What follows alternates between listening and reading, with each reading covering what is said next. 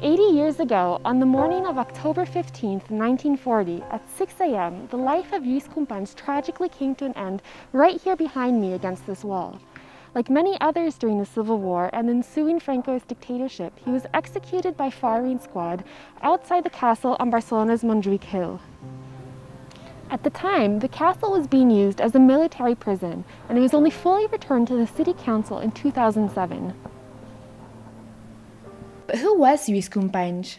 Companys, alongside Francesc Macià, was one of the founders of Esquerra Republicana, Catalanya's still existing Republican left party, in 1931, the same year that King Alfonso XIII went into exile, leading to the proclamation of the Second Spanish Republic. In fact, when the Second Republic was declared on April 14th, Macià, who at the time was the president of Catalonia, proclaimed that Catalonia was a republic within the Iberian Federation. This Catalan Republic only lasted 3 days. Companys became president in 1934 after Macià's death on Christmas Day 1933.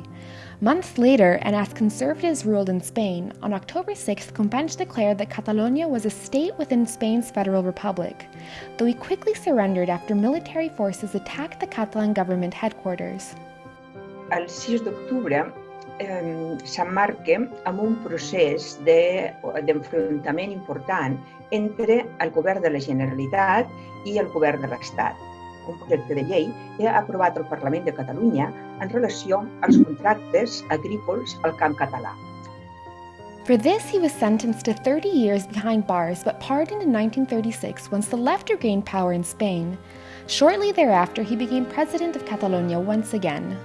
In July of that same year, military officers headed by Franco staged a coup, marking the beginning of the Spanish Civil War.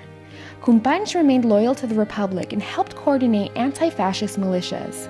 But in 1939, as it became clear that Franco would win the war, he fled to France. In 1940, he was arrested by German secret police in Brittany, who handed him back to Spanish authorities. Se li fa un consell de guerra. Evidentment, no es pot parlar de garanties judicials des de cap punt de vista. És un consell de guerra pur i dur amb el que la condemna està molt escrita des de molt abans.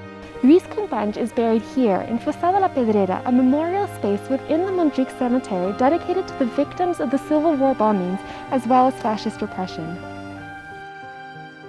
In a country that, during its transition to democracy, made a pact to forget its past and has only more recently attempted to deal with it, it should come as no surprise that Companys' legacy is divisive, with more conservative and far-right factions viewing his memory as a threat to the unity of Spain, and pro-independence and other left-wing sympathizers viewing him as the only democratically elected president executed by fascism in Europe.